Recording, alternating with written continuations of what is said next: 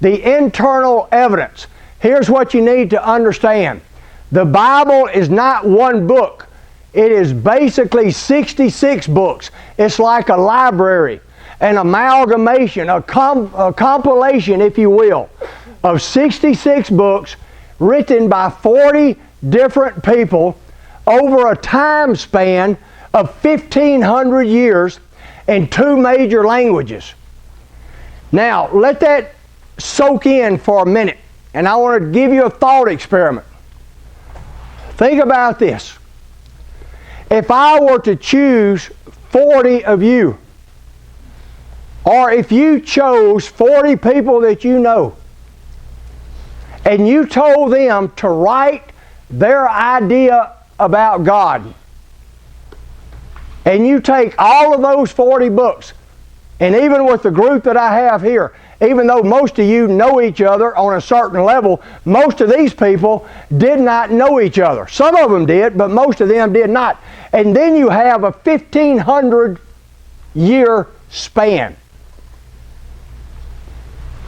And here's the question. If you have 40 friends or 40 people you know that write their ideas about God, and you take those 40 pieces of paper or 40 essays or 40 booklets and you put them all together, how much sense is it going to make? And you know as well as I do, it would not make any sense at all.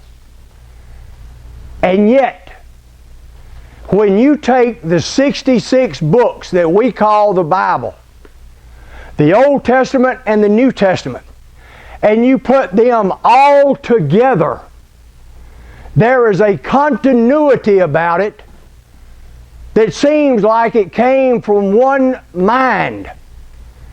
It has a beginning, it has a middle, it has an end.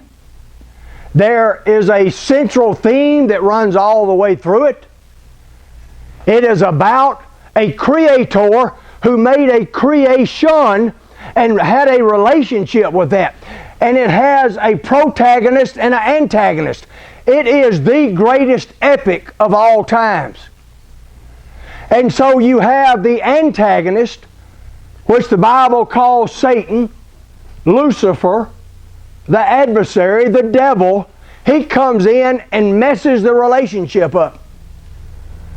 And then you have this constant theme all the way through the rest of the book of the protagonist trying to reestablish the relationship with the creation. And it's an incredible story. And the protagonist, actually at one point, as you go through the story, the protagonist decides that he has to come to earth in flesh and blood, to wrap himself in flesh and blood, to fight the antagonist. And you have this incredible time where the protagonist comes to earth and fights the antagonist. And it is an incredible battle of incredible ramifications. And it's a spiritual battle, but it is fought on this earth here. And as you get to the battle, it's unbelievable. In fact, it looks like the protagonist is going to lose. In fact, the protagonist dies. But wait.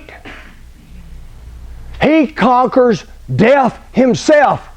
And not only does he defeat the antagonist, he defeats death itself. And he claims victory, and he offers salvation to whosoever will. And toward the end of the story, it basically tells how all of this is going to come out. It tells how the earth itself is going to end.